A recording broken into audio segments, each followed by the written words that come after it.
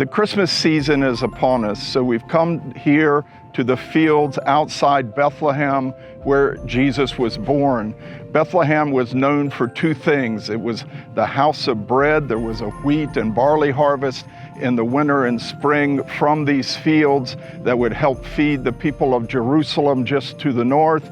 And it was also where the sheep were raised for temple sacrifices in Jerusalem.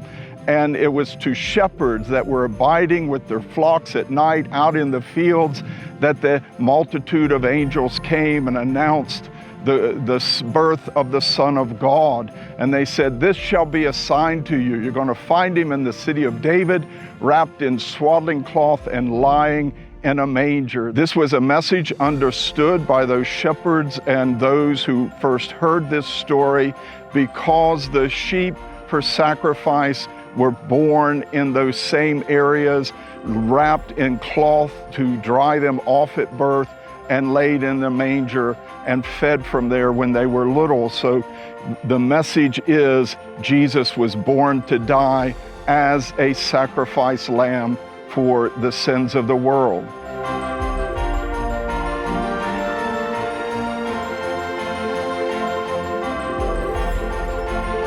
Now the prophet Micah had spoken about Bethlehem being the place of the birth of the Messiah.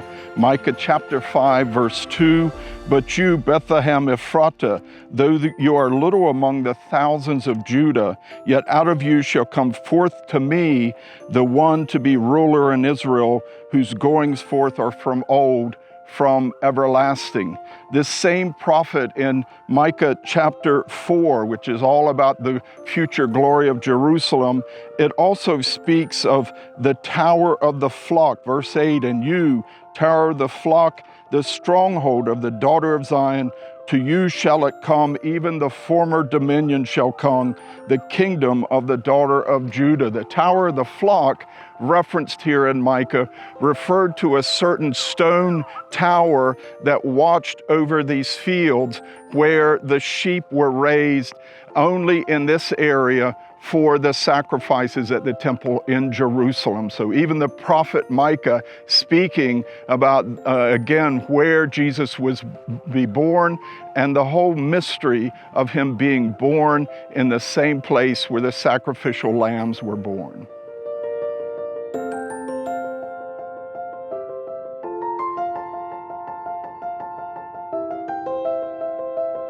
Now, the Gospel of Matthew also talks about wise men from the east who came to find this child who's born King of the Jews, following his star to Jerusalem. And they go to King Herod, this rival claimant to the throne of the house of David, and said, "We want to see where this child who's born King of the Jews, we've seen his star and followed it." And Herod is jealous and orders the killing of all the innocents in Bethlehem. This is a part of the Christmas story we don't always like to think about, but it shows us there was a spiritual battle around the first coming of Jesus.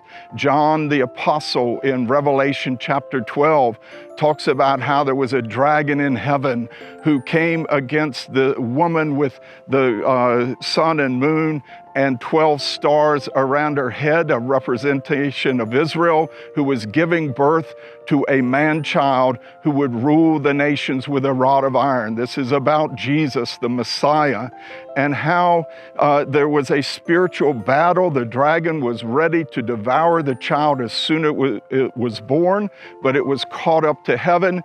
But the dragon continued to persecute the woman. And as we go into Christmas this year, we need to remember there is a spiritual battle as well over the second coming of Jesus. We've seen it over the past 2 years of conflict.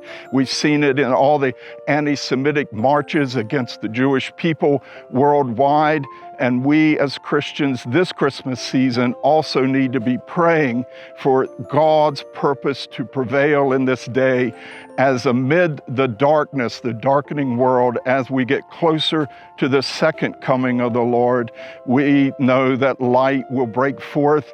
Even the brightness of his appearing will destroy his enemies, but we need to stand against them today. So we see in the message of the shepherds here in the fields of Bethlehem and the wise men from the east, that glorious purpose of the coming Son of God, who came first to pay the price for sin, but is coming again to rule the world in righteousness and peace. So God bless you from the shepherd's field in Bethlehem and from Jerusalem. Merry Christmas.